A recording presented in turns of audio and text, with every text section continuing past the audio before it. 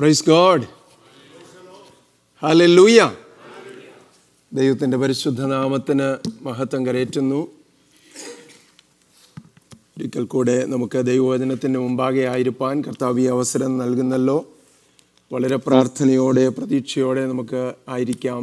ദൈവത്തിൻ്റെ പരിശുദ്ധാത്മാവിന്ന് രാവിലെ നമ്മോട് സംസാരിക്കുമാറാകട്ടെ. ദൈവത്തിൻ്റെ വചനം നമ്മുടെ ഹൃദയപ്പലകയിൽ എഴുതുവാൻ തക്കവണ്ണം അത് നമ്മുടെ ജീവിതത്തിൽ ഏറ്റെടുക്കുവാൻ പ്രായോഗിക ജീവിതത്തിൽ കൊണ്ടുവരുവാൻ സഹായിക്കട്ടെ എന്ന് ആത്മാർത്ഥമായിട്ട് പ്രാർത്ഥിക്കുന്നു. കടന്നു വന്ന എല്ലാവരെയും കർത്താവിൻ്റെ നാമത്തെ സ്വാഗതം ചെയ്യുന്നു. വരുവാൻ കഴിയാതിരിക്കുന്നവരും യാത്രയിലായിരിക്കുന്നവരും ഒക്കെ ഉണ്ടെന്നറിയാം. അവരെല്ലാം കർത്താവ് സഹായിക്കുമാറാകട്ടെ. ഒരുമിച്ച് കർത്താവിൻ്റെ നാമത്തെ ഉയർത്തുവാൻ ഇന്ന് പകൽക്കാലം കർത്താവ് നമുക്ക് അവസരം നൽകുമാറാകട്ടെ. നമുക്ക് ദൈവവചനത്തിൽ നിന്ന് ഒരു ഭാഗം വായിച്ച് നമുക്ക് ആരംഭിക്കാം.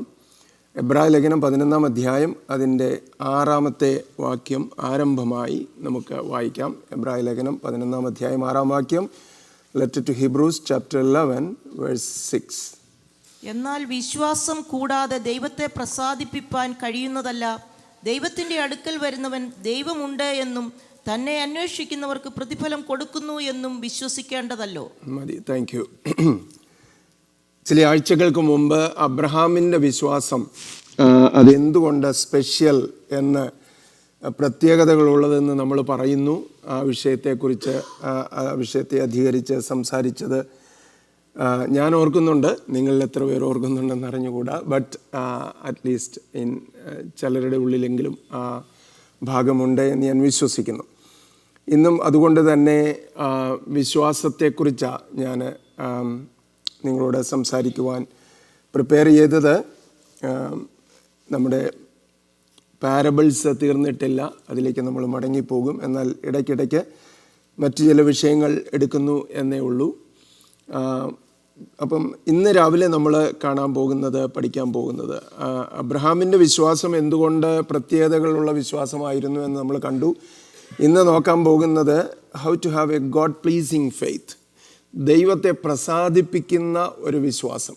അത് എങ്ങനെ ഉള്ളവരായിരിക്കാൻ തക്കവണ്ണം നമുക്ക് കഴിയും അല്ലേ? നമ്മളിവിടെ വായിക്കുന്നു, വിശ്വാസം കൂടാതെ ദൈവത്തെ പ്രസാദിപ്പിക്കുവാൻ കഴിയുന്നതല്ല. ദൈവത്തിൻ്റെ അടുക്കൽ വരുന്നവൻ ദൈവം ഉണ്ട് എന്നും തന്നെ അന്വേഷിക്കുന്നവർക്ക് പ്രതിഫലം കൊടുക്കുന്നു എന്നും വിശ്വസിക്കേണ്ടതല്ലയോ? ഞാൻ ഇച്ചിരി ദൂരത്ത് നിൽക്കുന്നതുകൊണ്ട് ഈ ക്യാമറയുടെ സെറ്റിംഗ് ഒക്കെ നിമിത്തമായി ദൂരത്തേക്ക് പോകുന്നത്, അല്ലെങ്കിൽ താഴെ നിന്ന് ക്ലാസ് എടുക്കുന്നതാണ് എനിക്കിഷ്ടം. എന്നാൽ അതുകൊണ്ട് നിങ്ങളുടെ റെസ്പോൺസ് ഒട്ടും കുറയരുത് കേട്ടോ. ഇടയ്ക്കിടയ്ക്ക് ചോദിക്കുമ്പോൾ മറുപടി പറയുകയും അത് റെസ്പോണ്ട് ചെയ്യുകയും ചെയ്യണം. വാക്യങ്ങളും ഫിൽ ഇൻ ദ ബ്ലാങ്ക്സ് നടത്തണം. നമ്മൾ എത്ര പേര് ദൈവത്തെ പ്രസാദിപ്പിക്കാൻ ആഗ്രഹിക്കുന്നുണ്ട്? ഒന്ന് കൈയുയർത്തി സ്തോത്രം ചെയ്തേ. ഹല്ലേലൂയ. അൾട്ടിമേറ്റായിട്ട് ആത്യന്തികമായിട്ട് അതാണല്ലോ അതായിരിക്കണം നമ്മുടെ ലക്ഷ്യം അല്ലേ? നമ്മുടെ എല്ലാ ലക്ഷ്യം ആത്യന്തികമായിട്ട് എന്തായിരിക്കണം? ദൈവത്തെ പ്രസാദിപ്പിക്കുക. അപ്പോൾ ദൈവത്തെ പ്രസാദിപ്പിക്കാൻ എങ്ങനെ കഴിയും എന്നാ ഇവിടെ പറയുന്നത്. അപ്പോൾ ആരംഭത്തിൽ തന്നെ നമുക്ക് അതിന് ചില കാര്യങ്ങൾ കൂടി ആമുഖമായിട്ട് പറഞ്ഞിട്ട് ഞാൻ ആ വിഷയത്തിലേക്ക് പ്രവേശിക്കാം. എന്താണ് വിശ്വാസമെന്ന് പറയുന്നത്? അപ്പം നമ്മളെ എന്താ വിശ്വാസം എന്ന് ചോദിച്ചാൽ നമ്മുടെ മനസ്സിലേക്ക് ഓടി വരുന്നൊരു വാക്യമുണ്ട്. ഏതാ? എബ്രായ ലേഖനം 11-ാം അധ്യായത്തിൻ്റെ 1-ാം വാക്യം. എന്തുവാ വിശ്വാസം എന്ന് പറയുന്നത്? വിശ്വാസം എന്നതോ ആശിക്കുന്നതിൻ്റെ ഉറപ്പും കാണാത്ത കാര്യങ്ങളുടെ നിശ്ചയവുമാകുന്നു. നോക്കണം, നമുക്ക് 1 മുതൽ 3 വരെയുള്ള വാക്യങ്ങൾ പെട്ടെന്ന് ഒന്നുകൂടെ വായിക്കാം. 11-ാം അധ്യായത്തിൻ്റെ 1 മുതൽ 3 വരെ. വിശ്വാസം എന്നതോ ആശിക്കുന്നതിൻ്റെ ഉറപ്പും കാണാത്ത കാര്യങ്ങളുടെ നിശ്ചയവുമാകുന്നു. അതിനാലല്ലോ പൂർവന്മാർക്ക് സാക്ഷ്യം ലഭിച്ചത്. ഈ കാണുന്ന ലോകത്തിന് ദൃശ്യമായതല്ല കാരണമെന്ന് വരുമാറ് ലോകം ദൈവത്തിൻ്റെ വചനത്താൽ നിർമ്മിക്കപ്പെട്ടു എന്ന് നാം വിശ്വാസത്താൽ അറിയുന്നു. ആമേൻ.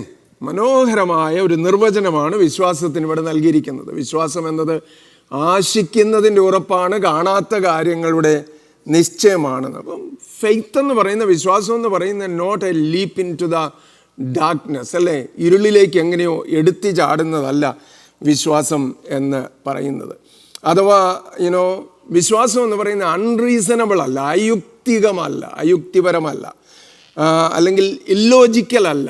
അതിന് യുക്തിയില്ലായികയാണ് വിശ്വാസം എന്ന് പറയാൻ പറ്റത്തില്ല. ഒരു ഫെയ്ത്ത് എന്ന് പറയുന്ന, വിശ്വാസം എന്ന് പറയുന്ന ഒരു മാജിക് അല്ല. നമ്മൾ ഗ്രാബിറ്റ് ആൻഡ് അല്ല name it and claim it, blab it and grab it എന്നൊക്കെ പറയാറില്ലേ നമ്മൾ.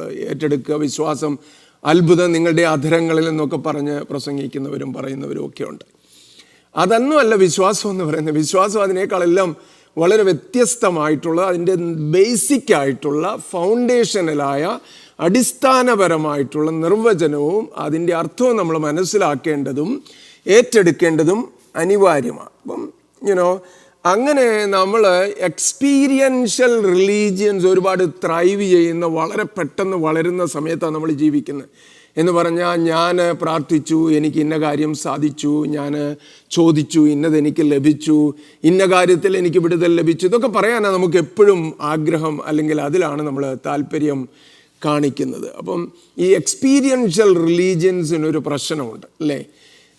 വിതയ്ക്കാൻ പോകുന്നവൻ വിതച്ചു പോകുമ്പോൾ ചില വിത്തുകൾ വഴിയരികെ വീണു. അത് അകത്തോട്ട് പോയില്ല, അടിയിലേക്ക് പോയില്ല, കിളികൾ പറന്നു വന്ന് കൊത്തിക്കൊണ്ടുപോയി. എന്നാൽ ചിലത് പാറസ്ഥലത്ത് വീണു.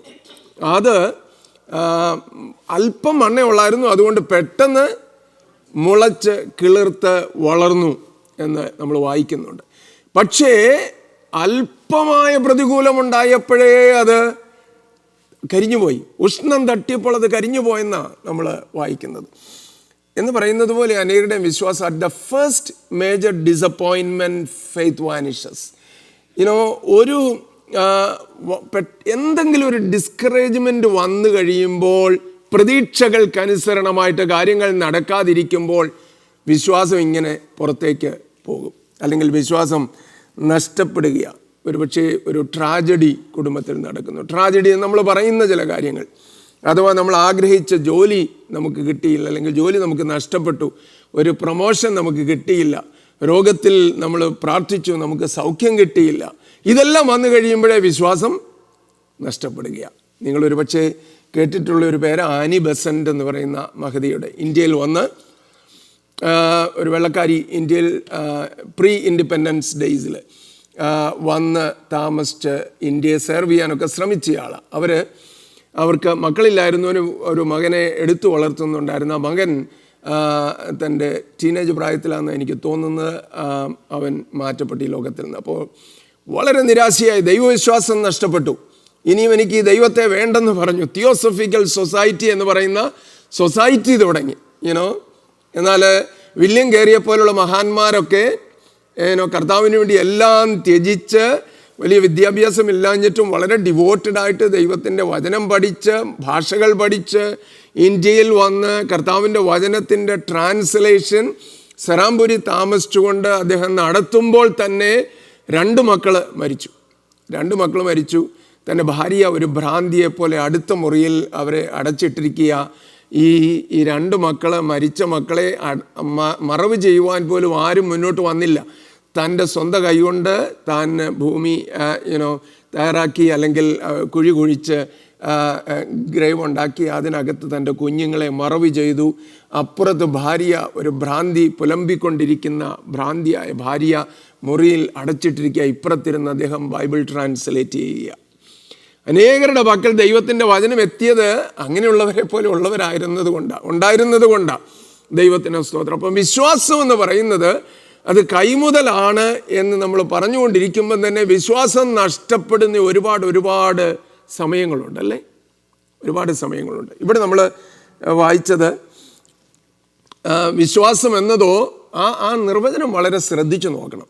ആശിക്കുന്നതിൻ്റെ ഉറപ്പും കാണാത്ത കാര്യങ്ങളുടെ, A.W. ടോസർ എന്ന് പറയുന്ന ദൈവത്തിൻ്റെ ദാസൻ പറഞ്ഞു, biblical faith is confidence in the unseen, not in the non-existent എന്ന് അദ്ദേഹം പറഞ്ഞു. ഇല്ലാത്തതിനെ വിശ്വസിക്കുന്നതല്ല വേദപുസ്തകപരമായിട്ടുള്ള വിശ്വാസം, പ്രത്യുത കാണാത്തതിനെ വിശ്വസിക്കുന്നത്, അദൃശ്യമായത്. അപ്പം നമ്മൾ വിശ്വസിക്കുമ്പം ഇല്ലാത്തതിനെ അല്ല നമ്മൾ വിശ്വസിക്കുന്നത്, നമുക്കിപ്പോൾ അദൃശ്യമായതിനെയാണ് നമ്മൾ വിശ്വസിക്കുന്നത്. ദൈവം അദൃശ്യനാ, നമുക്ക് കാണാൻ പറ്റുന്നില്ല. പക്ഷേ ഇല്ലാത്ത ദൈവത്തെയല്ല, ഇല്ലാത്ത ഒരാളെയല്ല ദൈവം എന്ന് പറഞ്ഞ് നമ്മൾ വിശ്വസിക്കുന്നത്, ഉള്ള ദൈവത്തെയാണ്. നോൺ എക്സിസ്റ്റൻ്റ് അല്ല, അൺസീൻ ആയിട്ടുള്ളത്. അതിന് ഇതിനേക്കാൾ മനോഹരമായൊരു നിർവചനം ആർക്ക് കൊടുക്കാൻ പറ്റും? അപ്പോസ്തലനായ പൗലോസ് അഥവാ എബ്രായ ലേഖനകാരൻ ആ നിർവചനം നമുക്ക് നൽകിയിരിക്കുക. നമ്മളെല്ലാം ഒരു പരിധിവരെ നമ്മളെല്ലാം വിശ്വാസം എക്സർസൈസ് ചെയ്യുന്നുണ്ട്. ക്രിസ്തീയ വിശ്വാസമാണെന്നല്ല ഞാൻ പറയുന്നത്. നമ്മളെല്ലാം ജീവിക്കുന്നത് വിശ്വാസത്തിലൂടെയാണ്, അല്ലേ? നമ്മൾ പേര് പോലും പറയാൻ അറിയാൻ മേലാത്ത ഡോക്ടറുടെ അടുത്ത് ചെല്ലുന്നു, നമ്മുടെ പ്രശ്നമെല്ലാം തുറന്നു പറയുന്നു. നമുക്ക് വായിക്കാനോ തിരിച്ചറിയാനോ പറ്റാത്ത പ്രിസ്ക്രിപ്ഷൻ തരുന്നു. അതുകൊണ്ട് നമ്മൾ ഫാർമസി പോകുന്നു.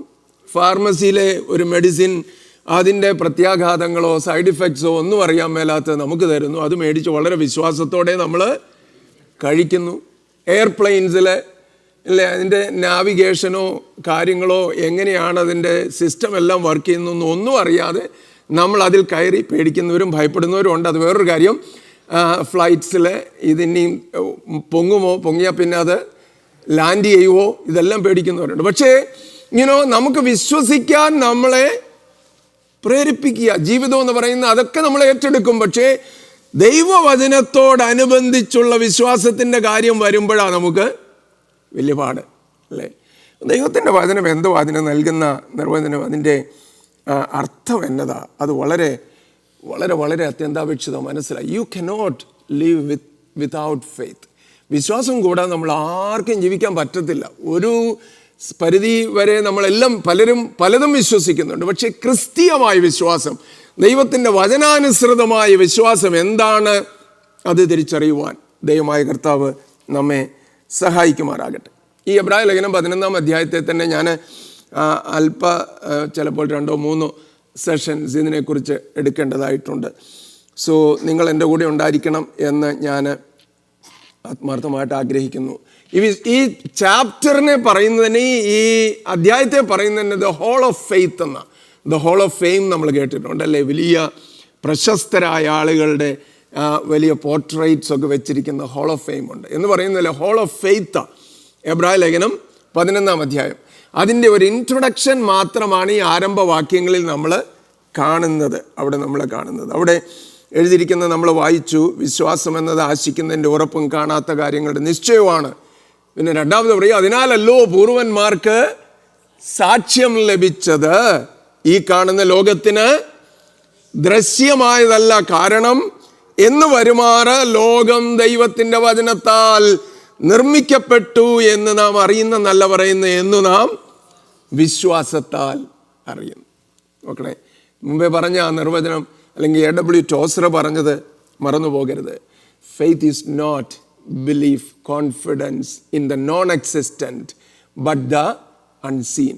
കാണുന്നില്ല പക്ഷേ വിശ്വസിക്കുന്നു, അല്ലേ?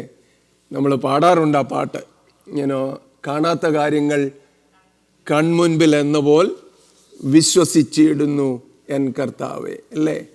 എരിഹോ മതിൽ വീഴുന്നത് നമ്മൾ കാണുന്നത് നമ്മൾ പാടും. യോർദാൻ 2ആയിട്ട് വിഭജിക്കപ്പെടുന്നത് കാണുന്നെന്ന് നമ്മൾ പാടും. പക്ഷെ ജീവിതത്തിൻ്റെ വൈതരണികളെ നമ്മൾ നേരിടുമ്പോൾ, പ്രയാസകരമായിട്ടുള്ള സാഹചര്യങ്ങളെ നേരിടുമ്പോൾ ഈ വിശ്വാസം പ്രതിഫലിക്കുന്നുണ്ടോ? സ്തോത്രം. അതാ ഏറ്റവും അത്യന്താപേക്ഷിതമായിട്ട് നമ്മൾ മനസ്സിലാക്കുക. അപ്പോൾ എന്തോ ബിബ്ലിക്കൽ ഫെയ്ത്ത് എന്ന് പറയുന്നത്? ആരംഭത്തിൽ 3-4 കാര്യങ്ങൾ പറഞ്ഞിട്ട് നമുക്ക് മുന്നോട്ട് പോകും. ഒന്ന്, God pleasing faith is keeping our eyes on God. ദൈവത്തെ പ്രസാദിപ്പിക്കുന്ന വിശ്വാസം എന്ന് പറയുന്നത് എന്തു വന്നാലും ഏതു വന്നാലും നമ്മുടെ കണ്ണുകൾ ദൈവത്തെങ്കിൽ തന്നെ പതിപ്പിക്കുന്നതാണ്, അല്ലെങ്കിൽ ഫിക്സ് ചെയ്യുന്നതാണ്, ആയിരിക്കുന്നതാണ്. Not on our circumstances. നമ്മുടെ സാഹചര്യങ്ങളെ അല്ല, പ്രത്യുത സാഹചര്യങ്ങൾക്ക് അതീതനായ, എല്ലാറ്റെയും നിയന്ത്രിക്കുന്നവനായ ദൈവത്തെ കാണുന്നതാണ് വിശ്വാസം എന്ന് പറയുന്നത്. കർത്താവ് കടലിന്മേൽ നടന്നു വരുന്നത് കണ്ട് പത്രോസ് പെട്ടെന്ന് വിശ്വസിച്ചു. പത്രോസ് പറഞ്ഞു, കർത്താവേ, അത് നീ ആണെങ്കിൽ കൽപ്പിക്കണം, ഞാനൂടി അങ്ങോട്ട് നിൻ്റെ അടുത്തേക്ക് വരാൻ എന്ന് പറഞ്ഞാൽ ഈ വെള്ളത്തിൽ കൂടെ നീ എങ്ങനെ നടന്നു വരുന്നോ അതുപോലെ കർത്താവ് പറഞ്ഞു. വന്നിട്ട് പത്രോസേ സന്തോഷത്തോടെ കർത്താവ് സമ്മതിച്ചു. അവനെ തൻ്റെ അടുത്തേക്ക് വിളിച്ചു. അവൻ നടക്കാൻ തുടങ്ങി. ആ പടകിൽ നിന്ന് കാലെടുത്തു വെച്ചപ്പോഴേ അവൻ താഴേക്ക് പോയെന്നൊന്നും അല്ല എഴുതിയിരിക്കുന്നത്. ആണോ? അവൻ നടക്കാൻ തുടങ്ങിയെന്നാ. യേശു കർത്താവ് വെള്ളത്തിന്മീതെ എങ്ങനെ നടക്കുമായിരുന്നു അതുപോലെ അവനും നടക്കാൻ തുടങ്ങി. പക്ഷേ കർത്താവിങ്കലേക്കുള്ള നോട്ടം മാറ്റിയിട്ട് അവൻ നോക്കാൻ തുടങ്ങി, ചുറ്റുപാട് നോക്കാൻ തുടങ്ങി. കാറ്റ് കണ്ട് പേടിച്ചു തുടങ്ങുകയാൽ അവൻ മുങ്ങാൻ തുടങ്ങിയെന്ന് എഴുതിയിരിക്കുന്നു. കർത്താവിനെ ഇത്രയും നേരം നോക്കിക്കൊണ്ട് നടക്കുമായിരുന്നു, നടക്കാൻ പറ്റി, ഒരു കുഴപ്പവും ഇല്ലായിരുന്നു. ആ വെള്ളത്തിൻ്റെ ആ ഇക്വേഷൻസിനെ എല്ലാം മാറ്റിയിട്ട് അവന് നടക്കാൻ കുഴപ്പമില്ലാതെ നടക്കാൻ പറ്റുമായിരുന്നു. പക്ഷെ കാറ്റ് കണ്ട് പേടിച്ചു തുടങ്ങുകയാൽ അവൻ മുങ്ങിത്തുടങ്ങി. Keeping our eyes on God. ഈ ദൈവം ഈ 10-15 സ്റ്റെപ്പ് നടത്താൻ ഈ ദൈവത്തിന് കഴിയുമായിരുന്നെങ്കിൽ ബാക്കിയുള്ളതും കൂടെ നടത്താൻ പറ്റത്തില്ലായിരുന്നു. ഹലോ, അല്ലെങ്കിൽ തന്നെ ഈ കാറ്റടിച്ച വെള്ളവും മുങ്ങാതിരിക്കുന്നതായിട്ടുള്ള ബന്ധം എന്നതാ? അല്ലെ, തിരമാലകൾ ഉയരുന്നത് കൊണ്ട് വെള്ളത്തിൽ മുങ്ങണോ നിർബന്ധം എന്തുവാ? അതും ഇതുമായിട്ട് ഒരു ബന്ധമല്ല. നമ്മുടെ പല പേടികളും വിശ്വാസത്തിനെതിരായിട്ട് നമുക്ക് സംഭവിക്കുന്ന പലതും റിയലിസ്റ്റിക്കേ അല്ല, യാഥാർത്ഥ്യവുമായിട്ട് പുലബന്ധം പോലും ഇല്ലാത്തതാ, അല്പം പോലും പൊരുത്തമില്ലാത്തത്. വെറുതെ നാം പേടിക്കുക പല കാര്യങ്ങൾ ഒരുപാട്. നമ്മുടെ ഹെൽത്തിനെ കുറിച്ച്, കുടുംബത്തെക്കുറിച്ച്, കുഞ്ഞുങ്ങളെക്കുറിച്ച്, അവരുടെ ഭാവിയെക്കുറിച്ച്. നമ്മൾ കർത്താവിൽ വിശ്വസിച്ചവരാണെങ്കിൽ കർത്താവിൻ്റെ കരത്തിൽ നമ്മൾ സുരക്ഷിതരാ. സ്തോത്രം. അതിനേക്കാൾ വലിയൊരു സുരക്ഷിതത്വം നമുക്ക് ഒരിടത്തും ക്ലെയിം ചെയ്യാൻ പറ്റത്തില്ല, അല്ലേ? സങ്കീർത്തനക്കാരൻ അതുകൊണ്ടാണ് പറഞ്ഞിരിക്കുന്നത്, യഹോവേ ഞാൻ യഹോവയായ കർത്താവിനെ എൻ്റെ ശരണമാക്കിയിരിക്കുന്നു. പിന്നെ നിങ്ങൾക്ക് എങ്ങനെയാണ് എന്നോട് പറയാൻ പറ്റുന്ന, പക്ഷികളെ നിങ്ങളുടെ പർവ്വതത്തിലേക്ക് പറന്നു പോകുവീൻ. എനിക്കിവിടെ സുരക്ഷിതമായ സ്ഥാനം കിട്ടിയിട്ടുണ്ട്. യഹോവയായ കർത്താവിനെ ഞാൻ എൻ്റെ ശരണമാക്കിയിരിക്കുന്നു. പിന്നെ എനിക്ക് പറന്നു പോകേണ്ട കാര്യം ഇല്ല. സ്തോത്രം. യെശയ്യാപ്രവചനം 40-ാം അധ്യായത്തിൻ്റെ 25 മുതൽ 31 വരെയുള്ള വാക്യങ്ങൾ ഒന്ന് വായിച്ചാട്ടെ. ദൈവത്തിൻ്റെ മഹത്വം, അവൻ്റെ വലിപ്പം ദൈവം തന്നെ പറയുന്നത്. ഇന്ന് രാവിലെ നമ്മോട് ദൈവത്തിൻ്റെ ആത്മാവ് സംസാരിക്കട്ടെ. 40-ാം അധ്യായം 25 മുതൽ 31 വരെ. ആകയാൽ നിങ്ങൾ എന്നെ ആരോട് സദൃശ്യമാക്കും? ഞാൻ ആരോട് തുല്യനാകുമെന്ന് പരിശുദ്ധനായവൻ അരുളിച്ചെയ്യുന്നു. നിങ്ങൾ കണ്ണു മേലോട്ട് ഉയർത്തി നോക്കുവിൻ. ഇവയെ സൃഷ്ടിച്ചതാർ? അവൻ അവയുടെ സൈന്യത്തെ സംഖ്യാക്രമത്തിൽ പുറപ്പെടുവിക്കുകയും അവയെല്ലാം പേർ ചൊല്ലി വിളിക്കുകയും ചെയ്യുന്നു. അവൻ്റെ വീര്യ മാഹാത്മ്യ നിമിത്തവും അവൻ്റെ ശക്തിയുടെ ആധിക്യം നിമിത്തവും അവയിൽ ഒന്നും കുറഞ്ഞു കാണുകയില്ല. എന്നാൽ എൻ്റെ വഴി യഹോവയ്ക്ക് മറഞ്ഞിരിക്കുന്നു, എൻ്റെ ന്യായം എൻ്റെ ദൈവം കാണാതെ കടന്നുപോയിരിക്കുന്നു എന്ന് യാക്കോബേ നീ പറയുകയും ഇസ്രായേലെ നീ സംസാരിക്കുകയും ചെയ്യുന്നതെന്ത്? നിനക്കറിഞ്ഞുകൂടെയോ? നീ കേട്ടിട്ടില്ലയോ? യഹോവ നിത്യദൈവം, ഭൂമിയുടെ അറുതികളെ സൃഷ്ടിച്ചവൻ തന്നെ. അവൻ ക്ഷീണിക്കുന്നില്ല, തളർന്നു പോകുന്നതുമില്ല. അവൻ്റെ ബുദ്ധി അപ്രമേയമത്രേ. അവൻ ക്ഷീണിച്ചിരിക്കുന്നവന് ശക്തി നൽകുന്നു, ബലമില്ലാത്തവന് ബലം വർദ്ധിപ്പിക്കുന്നു. ബാല്യക്കാർ ക്ഷീണിച്ച് തളർന്നു പോകും, യൗവനക്കാരും ഇടറി വീഴും. എങ്കിലും യഹോവയെ കാത്തിരിക്കുന്നവർ ശക്തിയെ പുതുക്കും. അവർ കഴുകന്മാരെ പോലെ ചിറകടിച്ചു കയറും. അവർ തളർന്നു പോകാതെ ഓടുകയും ക്ഷീണിച്ചു പോകാതെ നടക്കുകയും ചെയ്യും. മതി. Thank you. ബ്യൂട്ടിഫുൾ വേഴ്സസ് അല്ലേ? മനോഹരമായ വാക്യങ്ങൾ നമ്മോട് സംസാരിക്കുന്നത്. കർത്താവ് തന്നെ ചോദിക്കും, നിങ്ങൾ എന്നെ ആരോട് സദൃശമാക്കും? ഞാൻ ആരോട് തുല്യനാകും? കർത്താവ് പറയാ, നിങ്ങളുടെ കണ്ണുയർത്തി മേലോട്ട് നോക്കിക്കോ, ആകാശത്തിലെ നക്ഷത്രങ്ങളെ കണ്ടോളാനാണ് പറയുന്നത്. ഇവയെ സൃഷ്ടിച്ചത് ആര്? സംഖ്യാക്രമത്തിൽ അവയെ പുറപ്പെടുവിക്കുന്ന ആ സൈന്യത്തെ, ഈ നക്ഷത്രങ്ങളെ, അണ്ടകടാകത്തിൽ അല്ലെങ്കിൽ ഈ വാനഗോളം, അതിനെ നമ്മൾ കാണുമ്പോൾ, മുകളിലുള്ള ആകാശത്തെ നമ്മൾ കാണുമ്പോൾ, അവിടെ തെളിഞ്ഞു നിൽക്കുന്ന നക്ഷത്രങ്ങളെ നമ്മൾ കാണുമ്പോൾ, ഇവയെ സംഖ്യാക്രമത്തിൽ പുറപ്പെടുവിക്കുന്ന അവയ്ക്കെല്ലാം പേർ ചൊല്ലി വിളിക്കുന്നത്. ഇപ്പോഴത്തെ സയൻറ്റിസ്റ്റ് എല്ലാം പുതിയ പുതിയ ഗാലക്സീസും പുതിയ നക്ഷത്രങ്ങളും എല്ലാം ഇപ്പോഴും കണ്ടുപിടിച്ചുകൊണ്ടിരിക്കുന്നതേ ഉള്ളൂ. 1000 വർഷങ്ങൾ കഴിഞ്ഞിട്ട് ഇതിനെല്ലാം സൃഷ്ടിച്ചവൻ, അവയുടെ ഒക്കെ പേരറിയാമെന്ന്, അവയെ സംഖ്യാക്രമത്തിൽ പുറപ്പെടുവിക്കുന്ന അവനാണെന്ന്, അവയിൽ ഒന്നും അവൻ്റെ വീര്യ മാഹാത്മ്യ നിമിത്തവും അവൻ്റെ ശക്തിയുടെ ആധിക്യ നിമിത്തവും അവയിൽ ഒന്നും കുറഞ്ഞു പോകുകയില്ല, കുറഞ്ഞു കാണുകയില്ല. That is who he is. എന്നിട്ടും നമ്മൾ പറയുക, അടുത്ത വാക്യത്തിൽ അതാ പറയുന്നത്, യാക്കോബ് പറഞ്ഞുകൊണ്ടിരിക്കുക, എന്നാൽ എൻ്റെ വഴി യഹോവയ്ക്ക് മറഞ്ഞിരിക്കുന്നു. ഈ നക്ഷത്രങ്ങളെല്ലാം നിയന്ത്രിക്കാൻ അവൻ അറിയാം, പക്ഷേ എൻ്റെ വഴി അവൻ അറിഞ്ഞുകൂടാ. നിങ്ങൾ എൻ്റെ കൂടെ ഉണ്ടോ? ഓക്കെ. എൻ്റെ വഴി യഹോവയ്ക്ക് മറഞ്ഞിരിക്കുന്നു, എൻ്റെ ന്യായം എൻ്റെ ദൈവം കാണാതെ പോകുന്നു എന്ന് യാക്കോബേ നീ പറയുകയും ഇസ്രായേലേ നീ സംസാരിക്കുകയും ചെയ്യുന്നത് എന്ത്? ഇത്രയും വലിയ ദൈവം, എല്ലാത്തെയും നിയന്ത്രിക്കുന്ന ദൈവം, എല്ലാത്തെയും ഉളവാക്കിയവനായ ദൈവം, ആ ദൈവത്തെക്കുറിച്ച് വേണ്ട ഗ്രാഹ്യമില്ലാതെ തിരിച്ചറിയാതെ ഇപ്പോഴും നമ്മൾ പിറുപിറുത്തോണ്ടിരിക്കുക, പറഞ്ഞുകൊണ്ടിരിക്കുക, എൻ്റെ വഴി ദൈവത്തിന് മറഞ്ഞിരിക്കുന്നു, എൻ്റെ ആവശ്യങ്ങൾ അവൻ്റെ കണ്ണിൽ പെടുന്നില്ല, ഞാൻ പ്രാർത്ഥിച്ചിട്ട് അവൻ കേൾക്കുന്നില്ല, എനിക്ക് മറുപടി നൽകുന്നില്ല, എൻ്റെ ന്യായം ദൈവം കാണാതെ കടന്നു പോയിരിക്കുന്നു എന്ന് പറഞ്ഞുകൊണ്ടിരിക്കുക. ഒരുപക്ഷെ ഇന്ന് രാവിലെ നമ്മിൽ ചിലർ എങ്ങനെ ചെയ്തുകൊണ്ടിരിക്കുക, എന്നെ കാണുന്നില്ല, എൻ്റെ ആവശ്യങ്ങൾ അറിയുന്നില്ല, എൻ്റെ പ്രയാസങ്ങൾ എത്ര നാളായിട്ട് ദൈവത്തോട് ഞാൻ പറഞ്ഞുകൊണ്ടിരിക്കുക എന്ന് യാക്കോബേ നീ പറയുകയും സംസാരിക്കുകയും ചെയ്യുന്നത് എന്ത്? എന്നിട്ട് പറയാ, നിനക്കറിഞ്ഞുകൂടെയോ, നീ കേട്ടിട്ടില്ലയോ, യഹോവാ നിത്യദൈവം, ഭൂമിയുടെ അറുതികളെ സൃഷ്ടിച്ചവൻ തന്നെ. ഇവയെല്ലാം സൃഷ്ടിച്ചവൻ അതിനെ പരിപാലിച്ചു കൊണ്ടിരിക്കുമ്പോൾ അവൻ ക്ഷീണിക്കുന്നില്ല, തളർന്നു പോകുന്നതുമില്ല, അവന്റെ ബുദ്ധി അപ്രമേയമത്രേ. Hallelujah, hallelujah. ഇന്ന് നമ്മൾ ക്ഷീണിച്ചായിരിക്കുന്നെങ്കിൽ അടുത്ത വാക്യം പറയാം, അവൻ ക്ഷീണിച്ചിരിക്കുന്നവന് ശക്തി നൽകുന്നു, ബലമില്ലാത്തവന് ബലം വർദ്ധിപ്പിക്കുന്നു. ദൈവത്തിന് ബലമില്ലാതെ ക്ഷീണിച്ചെന്ന് രാവിലെ ആരെങ്കിലും ഇരിക്കുന്നുണ്ടെങ്കിൽ ദൈവത്തിൻ്റെ വചനം പറയുക, ക്ഷീണിച്ചിരിക്കുന്നവന് ശക്തി നൽകും, ബലമില്ലാത്തവന് ബലം വർദ്ധിപ്പിക്കുന്നു. ഈവൻ ബാല്യക്കാർ ക്ഷീണിച്ച് തളർന്നു പോകും, യൗവനക്കാർ ഇടറി വീഴും. അന്നേരമാണ് ശക്തിയുള്ളതല്ലേ, ഓജസ്സും ഊർജവും എല്ലാം ഉള്ള സമയമാണ് യൗവനവും ബാല്യവും എന്നൊക്കെ പറയുന്നത്. പക്ഷെ അവർ പോലും ഇടറി വീഴും, അവരും ക്ഷീണിച്ച് തളർന്നു പോകും. 31 വാക്യമെങ്കിലും യഹോവയെ കാത്തിരിക്കുന്നവൾ ശക്തിയെ പുതുക്കും, അവർ കഴുകന്മാരെ പോലെ ചിറകടിച്ചയറും, അവർ തളർന്നു പോകാതെ ഓടുകയും ക്ഷീണിച്ചു പോകാതെ നടക്കുകയും. അപ്പൊ വിശ്വാസം എന്ന് പറയുന്നത് എന്തുവാ? നോൺ എക്സിസ്റ്റന്റ് അല്ല, അൺസീൻ ആണെങ്കിലും ഈ ദൈവത്തിന്റെ മാഹാത്മ്യത്തിൽ ഉറപ്പോടെ വിശ്വസിക്കുന്നതാ. സ്തോത്രം, ഹല്ലേലൂയ, ഹല്ലേലൂയ.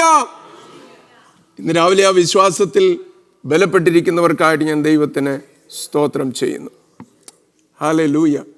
രണ്ടാമത്തെ കാര്യം, ഈ വിശ്വാസം, ദൈവത്തെ പ്രസാദിപ്പിക്കുന്ന വിശ്വാസം എന്ന് പറയുന്നത്, God pleasing faith is believing that God will do what he says. ശ്രദ്ധിച്ച് കേൾക്കണം, ഇത് വളരെ ഇമ്പോർട്ടൻ്റാ. ദൈവം എന്തു പറഞ്ഞിരിക്കുന്നോ അത് അവൻ ചെയ്യും എന്നുള്ള വിശ്വാസമാണ് ഈ വിശ്വാസം, ബിബ്ലിക്കൽ ഫെയ്ത്ത്. ഞാൻ എന്ത് പറയുന്നു അത് ചെയ്യുമെന്നല്ല. ശ്രദ്ധിക്കണേ, ദൈവം എന്തു പറഞ്ഞിട്ടുണ്ടോ അതെല്ലാം അവൻ ചെയ്യുമെന്ന്. ഞാൻ പല കാര്യങ്ങൾ ചോദിച്ചിട്ടുണ്ട് കേട്ടോ, ഞാൻ ഇപ്പോഴും പല കാര്യങ്ങൾ ചോദിക്കുന്നുണ്ട്, അതെല്ലാം ചെയ്യുമെന്നൊന്നുമല്ല ദൈവം പറഞ്ഞിരിക്കുന്നത്. ദൈവം എന്തെല്ലാം പറഞ്ഞിട്ടുണ്ടോ അതെല്ലാം അവൻ ചെയ്യുക തന്നെ ചെയ്യും. മാറ്റമില്ലാത്ത സ്വർഗത്തിൽ എന്നേക്കും സ്ഥിരമായ അവന്റെ വചനം. അതുകൊണ്ട് പലപ്പോഴും ധൈര്യം ചോർന്നു പോകുന്നത് പോലെ ആകുമ്പോൾ ഞാൻ ചെയ്യാറുള്ളത്, ദൈവത്തിൻ്റെ വചനത്തിലെ വാഗ്ദത്തങ്ങൾ എടുത്ത് അതുമായിട്ട് ദൈവത്തിൻ്റെ സന്നിധിയിൽ ചെന്നിട്ട് അവയുടെ മേൽ കരം വെച്ചിട്ട് ദൈവത്തോട് പറയാറുണ്ട്, ദൈവമേ നീ പറഞ്ഞതായത് നീ ഇതുപോലെ ചെയ്യണം. അവൻ ആകെപ്പാടെ ബൗണ്ട് ആണെങ്കിൽ ഒറ്റ കാര്യത്തിലാണ് ബൗണ്ടായിട്ടുള്ളത് എന്ന് പറഞ്ഞാൽ, ദൈവത്തിന് എന്തെങ്കിലും പരിമിതി ഉണ്ടെങ്കിൽ അത് ഒറ്റ കാര്യത്തിൽ. എന്തിലാണെന്നറിയാമോ? അവൻ്റെ വചനത്തിലാണ്. അവൻ്റെ വാക്കുകൊണ്ട് പറഞ്ഞത് എന്ന് പറഞ്ഞാൽ ദൈവത്തിന് അബദ്ധം പറ്റുമെന്നല്ല, അവൻ്റെ വാഗൊണ്ട് പറഞ്ഞത് അവൻ കൈകൊണ്ട് ചെയ്യുന്ന ദൈവമാണ്. സ്തോത്രം. ദൈവം എന്തെല്ലാം പറഞ്ഞിട്ടുണ്ടോ അതവൻ ചെയ്യുക തന്നെ ചെയ്യും, അതിലൊന്നിനും മാറ്റമുണ്ടാകുകയില്ല. അതിലെ വള്ളി പുള്ളി പോലും മാറ്റം ഉണ്ടാകുകയല്ലെന്നാ പറഞ്ഞിരിക്കുന്നത്. ആകാശവും ഭൂമിയും മാറിപ്പോകും, എൻ്റെ വചനമോ ഒരു നാളും നീങ്ങിപ്പോകയില്ല. Hallelujah, hallelujah.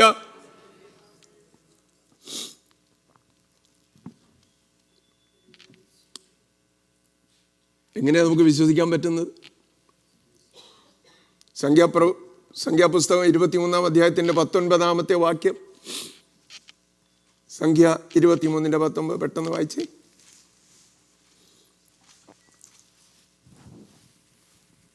വ്യാജം പറവാൻ ദൈവം മനുഷ്യനല്ല, അനുതപിപ്പാൻ അവൻ മനുഷ്യപുത്രനുമല്ല. താൻ കൽപ്പിച്ചത് ചെയ്യാതിരിക്കുമോ? താൻ അരുളി ചെയ്തത് നിവർത്തിക്കാതിരിക്കുമോ? ആമേൻ. വിശ്വാസം വരുന്നുണ്ടോ? ദൈവത്തിൻ്റെ വചനത്തിലും അവൻ പ്രസ്താവിച്ച കാര്യങ്ങളിലും വിശ്വാസമുണ്ടോ? ഇന്ന് രാവിലെ ആ വിശ്വാസത്തെ ഊട്ടി ഉറപ്പിക്കാനായിട്ടാണ് ഇവിടെ പറഞ്ഞിരിക്കുന്നത്. വ്യാജം പറവാനായിട്ട് ദൈവം മനുഷ്യനല്ല, അനുതപിപ്പാൻ അവൻ മനുഷ്യപുത്രനും അല്ല. അവൻ കൽപ്പിച്ചത് ചെയ്യാതെ ഇരിക്കുമോ? താൻ അരുളി ചെയ്തത് നിവർത്തിക്കാതെ ഇരിക്കുമോ? സ്തോത്രം ചെയ്യാമോ? അല്പനിമിഷം നമുക്ക് ദൈവത്തിന് സ്തോത്രം ചെയ്യാം. ഇന്ന് രാവിലെ അവൻ എന്ത് കൽപ്പിച്ചിട്ടുണ്ടോ, എന്ത് പറഞ്ഞിട്ടുണ്ടോ, അവനത് ചെയ്യുന്ന ദൈവമാണ്. അവൻ വ്യാജം പറയുന്നവനല്ല, അനുതപിക്കുവാൻ അവൻ മനുഷ്യപുത്രനല്ല. താൻ കൽപ്പിച്ചത് അവൻ ചെയ്യാതിരിക്കുമോ? താൻ അരുളി ചെയ്തത് അവൻ നിവർത്തിക്കാതെ ഇരിക്കുമോ? ഇബ്രാഹിം 13 അധ്യായത്തിൻ്റെ 8 വാക്യം. യേശു ക്രിസ്തു ഇന്നലെയും ഇന്നും എന്നേക്കും അനന്യനാകുന്നു, അനന്യനാകുന്നു. യാക്കോബ് 1:17. എല്ലാ നല്ല ദാനവും തികഞ്ഞ വരമൊക്കെയും വെളിച്ചങ്ങളുടെ പിതാവിൽ നിന്ന് ഇറങ്ങി വരുന്നു. അവന് വികാരമോ ഗതിഭേദത്താലുള്ള ആച്ഛാദനമോ ഇല്ല, മാറ്റം മറിച്ചിലുകളില്ല, അവൻ അനുദപിക്കേണ്ട ആവശ്യമില്ല. എല്ലാ നല്ല ദാനങ്ങളും തികഞ്ഞ വരമൊക്കെ അവനിൽ നിന്നാ വരുന്നത്. അവന് മാറ്റം മറിച്ചിലുകളൊന്നുമില്ല, ഗതിഭേദത്താലുള്ള ആച്ഛാദനമില്ലെന്ന് എഴുതിയിരിക്കുന്നു. സ്തോത്രം, സ്തോത്രം, സ്തോത്രം. ഇന്നലെ ഒരു നിറമായിരുന്നു, ഇന്ന് വേറൊരു നിറം. മനുഷ്യരെ കുറിച്ച് പറയാം, ദൈവം അങ്ങനെയല്ല. ഇന്നലെയും ഇന്നും എന്നേക്കും അനന്യനായവനാ നമ്മുടെ ദൈവം. സ്തോത്രം.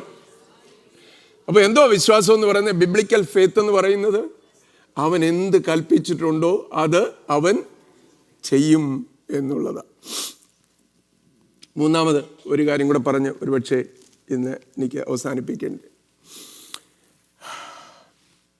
മൂന്നാമത്തെ കാര്യം, ഗോഡ് പ്ലീസിങ് ഫെയ്ത്ത് എന്ന് പറയുന്നത്, it is resting on the promises of God. ദൈവത്തിൻ്റെ വാഗ്ദത്തങ്ങളിൽ അങ്ങ് റെസ്റ്റ് ചെയ്യുക. അങ്ങനെ ഒരു അനുഭവം വന്നിട്ടുണ്ടോ? ഒരുപാട് ഒച്ചപ്പാടുണ്ടാക്കുന്നതിനെ കുറിച്ചല്ല പറയുന്നത്, ഒരുപാട് ബഹളം വെക്കുന്നതിനോ നിലവിളിച്ച് കരയുന്നതോ ഒന്നുമല്ല. അങ്ങനെയുള്ള സമയങ്ങൾ വരുമില്ലെന്ന് ഞാൻ പറയുന്നില്ല. എന്നാൽ ഏറ്റവും പ്രധാനപ്പെട്ടതായിട്ട് resting on the promises of God. അവൻ്റെ വാഗ്ദത്തങ്ങളിൽ റെസ്റ്റ് ചെയ്യുക, വിശ്രമിക്കുക.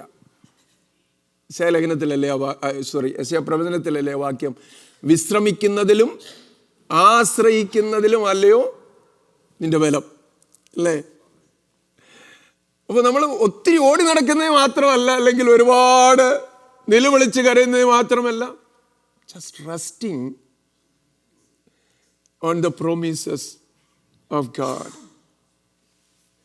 എത്ര പേർക്ക് അങ്ങനെയുള്ള അനുഭവം ഉണ്ടായിട്ടുണ്ട്?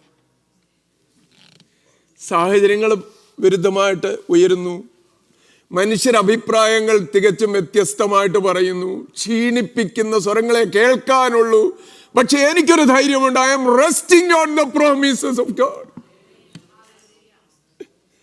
മനുഷ്യർ എന്തെല്ലാം പറഞ്ഞാലും എന്തെല്ലാം ചെയ്താലും എനിക്കറിയാം, I can rest on the promises of God. 2 കൊരിന്ത്യർ 2:20. ദൈവത്തിൻ്റെ വാഗ്ദത്തങ്ങൾ എത്രയുണ്ടെങ്കിലും അവനിൽ ഉവ്വ് എന്നത്രേ, ഉവ്വ് ഉവ്വ് എന്നത്രേ. അതുകൊണ്ട് ഞങ്ങളാൽ ദൈവത്തിന് മഹത്വം ഉണ്ടാകുമാറ് അവനിൽ ആമേൻ എന്നും തന്നെ. Hallelujah. So I can rest, I can be rest assured, അല്ലേ? ഒരുപാട് ഞാൻ കടന്ന് ഒത്തിരി പ്രയാസപ്പെടുന്നത് കൊണ്ടോ ഒരുപാട് നിലവിളിക്കുന്നത് കൊണ്ടോ ഒന്നും അല്ലല്ലോ. The most beautiful moment in our life is that time when we are able to really rest on the Lord. മിണ്ടാതിരുന്ന് ഞാൻ ദൈവമെന്ന് അറിഞ്ഞുകൊള്ളും. ഭൂമി മാറിപ്പോയാലും, പർവ്വതങ്ങൾ കുലുങ്ങി സമുദ്രമധ്യേ വീണാലും, അതിലെ ജലം ഇരച്ചു കലങ്ങിയാലും, അതുകൊണ്ട് പർവ്വതങ്ങൾ കുലുങ്ങിയാലും, ഇതെല്ലാം സംഭവിച്ചാലും ഞാൻ ഭയപ്പെടുകയില്ല. ഒരു നദിയുണ്ട്, അതിൻ്റെ നീർത്തോടുകൾ സന്തോഷിപ്പിക്കുന്നു. അത്യുന്നതൻ്റെ അതിൻ്റെ മധ്യേ നീ ഉണ്ട്. അതാ നമ്മുടെ ധൈര്യം. അതുകൊണ്ട് resting on the promises of God. ഞാൻ എപ്പോഴും ഓർക്കാറുള്ളൊരു സ്റ്റേറ്റ്മെൻറ്റ് ഉണ്ട്. കോറി ടെൻ ബൂം എന്ന് പറയുന്ന മഹതി ദൈവദാസി പറഞ്ഞതാ. അവർ ഈ കോറി ടെൻ ബൂം നിങ്ങൾ കേട്ടിട്ടുണ്ട്, ആ പേര് പലരും കേട്ടിട്ടുണ്ടെന്ന് ഞാൻ വിശ്വസിക്കുന്നു, അല്ലേ? കർത്താവിന് വേണ്ടി വളരെ പ്രയാസങ്ങൾ സഹിച്ച കോൺസെൻട്രേഷൻ ക്യാമ്പിൽ കൂടിയൊക്കെ കടന്നുപോയതാണ് നാസി സമയത്തെ. നമുക്കറിയാം അതിൻ്റെ സ്ട്രഗിൾ. അപ്പോൾ അവർ പറഞ്ഞിട്ടുണ്ട്, when I struggle, I do not wrestle, but I nestle. When I struggle, I do not wrestle, but I nestle. അർത്ഥം വ്യത്യാസങ്ങൾ അറിയാമല്ലോ. നമ്മളൊന്ന് റെസ്ൽ ചെയ്ത് ജയിക്കാൻ നോക്കുമല്ലേ. ആ സ്ത്രീ പറഞ്ഞത്, വലിയ സ്ട്രഗിളിൽ കൂടെ പോകുമ്പോൾ ഞാൻ റെസ്ൽ ചെയ്യാനല്ല നോക്കുന്നത്, നെസ്ൽ ചെയ്യുക. നെസ്ൽ ചെയ്യാന്നറിയാമല്ലോ. നെസ്ൽ ഈ കുരുവിയൊക്കെ കൂടുണ്ടാക്കി അതിനകത്തേക്ക് കയറി, നെസ്ൽ അല്ലേ എന്ന് പറയുന്നത് പോലെയാ വിശ്വാസം എന്ന് പറയുന്ന വാസ്തവത്തിൽ എന്തുവാ? നെസ്ൽ ചെയ്യുന്നതാ. ഇൻസ്റ്റെഡ് ഓഫ് ജസ്റ്റ് റെസ്ലിംഗ്, യുദ്ധം ചെയ്ത് no. There are times when we can simply nestle, rest on the promises of God. ആ ഒരു ധൈര്യം ഇന്ന് രാവിലെ ഉണ്ടെങ്കിൽ more than enough.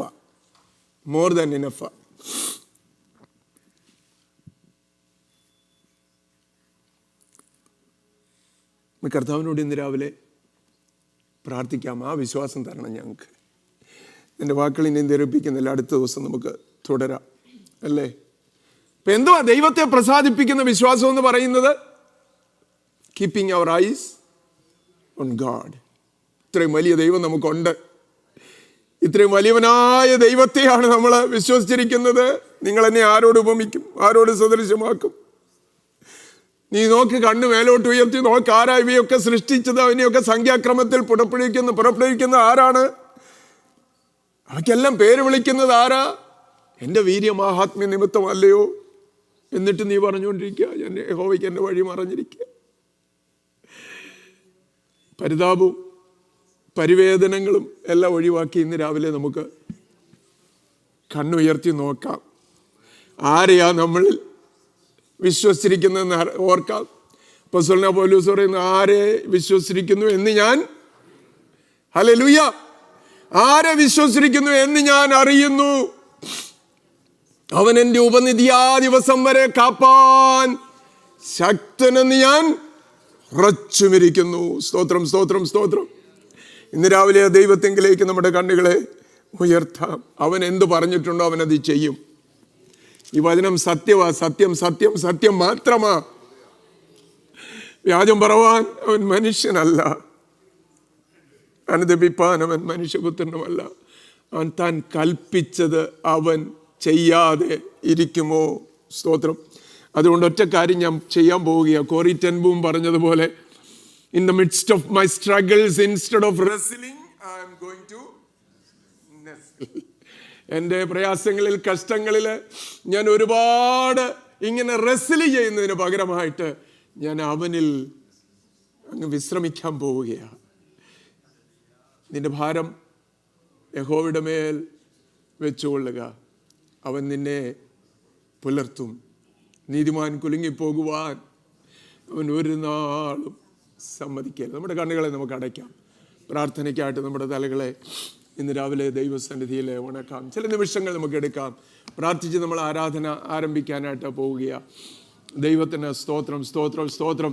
അതിനു മുമ്പായിട്ടൊരു സമർപ്പണം ഉണ്ടാകട്ടെ. കേട്ട ദൈവത്തിൻ്റെ വചനത്തിന് മുമ്പിൽ നമ്മെ തന്നെ ഇന്ന് രാവിലെ നമുക്ക് സമർപ്പിക്കുകയും ദൈവത്തോട് നമുക്ക് പ്രാർത്ഥിക്കുകയും ചെയ്യാം. Hallelujah, hallelujah. എല്ലാവരും സ്തോത്രം ചെയ്ത് സ്തുതിയോടെ ആരാധനയോടെ ദൈവസന്നിധിയിലായിരുന്നാട്ടെ. അങ്ങനെ ഒരു വിശ്വാസം, ഒരു ബിബ്ലിക്കൽ ഫെയ്ത്ത്, വേദപുസ്തകം പറയുന്ന ആ വിശ്വാസം നമ്മുടെ ഉള്ളിൽ ഉണ്ടാകാനായിട്ടുള്ള പ്രാർത്ഥന നമ്മുടെ എല്ലാ ഉള്ളിൽ നിന്ന് ഉയരട്ടെ. എല്ലാവരും പ്രാർത്ഥിച്ചുകൊണ്ട് ശബ്ദമുയർത്തി ദൈവത്തോട് ഇന്ന് രാവിലെ നമുക്ക് പ്രാർത്ഥിക്കാം. ഹല്ലേലൂയ. അങ്ങനെ ഒരു വിശ്വാസത്തോടെ, ഒരുക്കത്തോടെ നമുക്ക് ഇന്ന് ആരാധനയിലേക്ക് പ്രവേശിക്കണം.